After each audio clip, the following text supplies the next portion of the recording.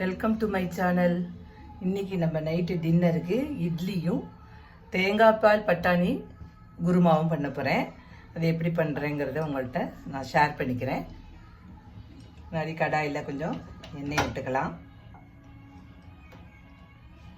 எண்ணெயை விட்டுண்டு இந்த பட்டை, கிராம்பு, ஏலக்காய், சோம்பு இதெல்லாம் போட்டுக்கலாம்.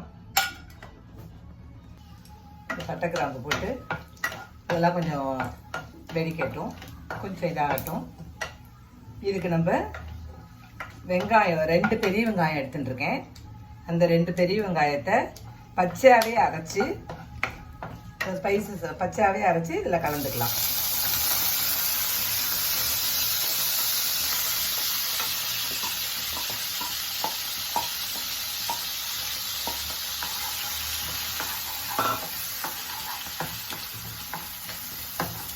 பச்சையாக அரைச்சி கொஞ்சம் நல்லா வதக்கிக்கலாம்.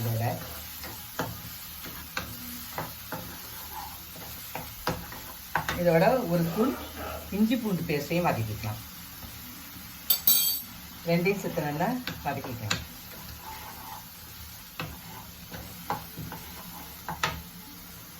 இது வதங்கிட்டு இதோட 2 வெங்காயம் 2 தக்காளி இதை போட்டுருக்கேன். 2 வெங்காயத்துக்கு 2 தக்காளி போட்டுருக்கேன்.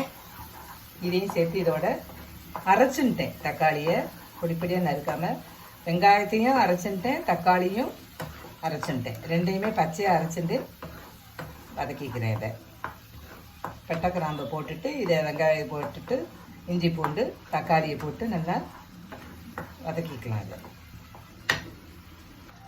இதுக்கு இப்போ தேவையான மசாலாலாம் போட்டுக்கலாம். மஞ்சப்பொடி, தனியாப்பொடி, காரப்பொடி, கரம் மசாலா இதெல்லாம் அதில் போட்டுடலாம்.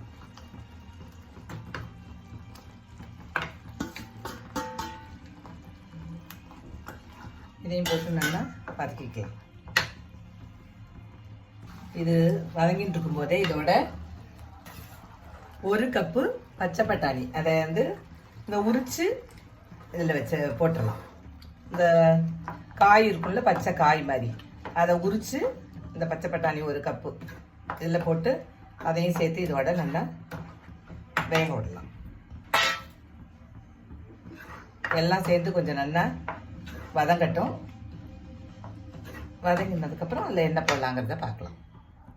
இந்த மசாலாவுக்கு தேவையான உப்பை போட்டுக்கலாம். ஒரு 3/4 ஸ்பூன் இருந்தால் போதும்.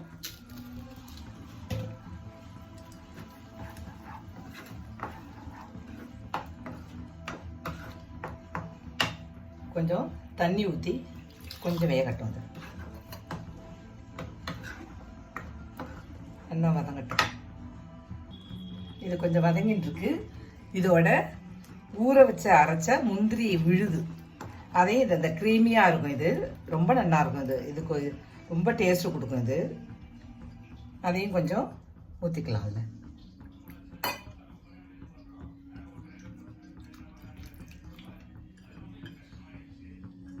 ஃப்ரெஷ் க்ரீம்லாம் போட தேவையில்லை.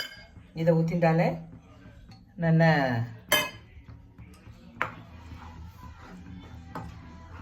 தென்னம் வச்சுட்டேன். இது கொதிக்கணும். எல்லாம் சேர்ந்து கொதிச்சதுக்கப்புறம் கடைசியில் நம்ம தேங்காய் பால் விடணும். பார்க்கலாம். அதை குருமானுன்னா சேர்ந்த மாதிரி அழகாக வந்துடுத்து. பட்டாணியும் வெந்துடுத்து. இப்போ இதில் அரைச்சி வச்ச 1 டம்ளர் தேங்காய் பால் அதில் விடலாம்.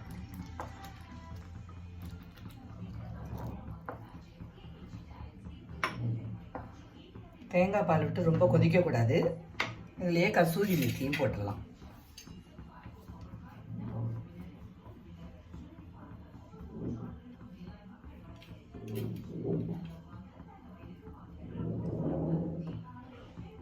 தேங்காய் பால் போட்டு ரொம்ப கொதிக்கக்கூடாது. ஒரு கொதி வந்தோடனே அதை ஆஃப் பண்ணிடணும்.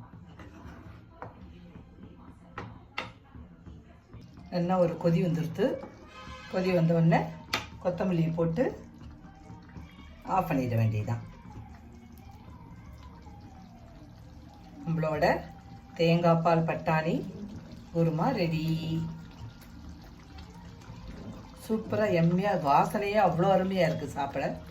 இட்லி, சப்பாத்தி, பூரி, தோசை எல்லாத்துக்கும் இதை தொட்டுக்கலாம். சைட் டிஷ்ஷாக சூப்பராக இருக்கும். ஆஃப் பண்ணிடலாம். இதோட இட்லி பட்டாணி தேங்காய் பால் குருமா ரெடியாக இருக்குது. எப்படி இருக்குன்னு பாருங்க. நல்லா இருக்குன்னு நினைக்கிறேன். உங்களுக்கும் பிடிச்சிருக்குன்னு நினைக்கிறேன். லைக் பண்ணுங்க, கமெண்ட் பண்ணுங்க, ஷேர் பண்ணுங்க. மறக்காமல் சப்ஸ்கிரைப் பண்ணுங்க. தேங்க்யூ.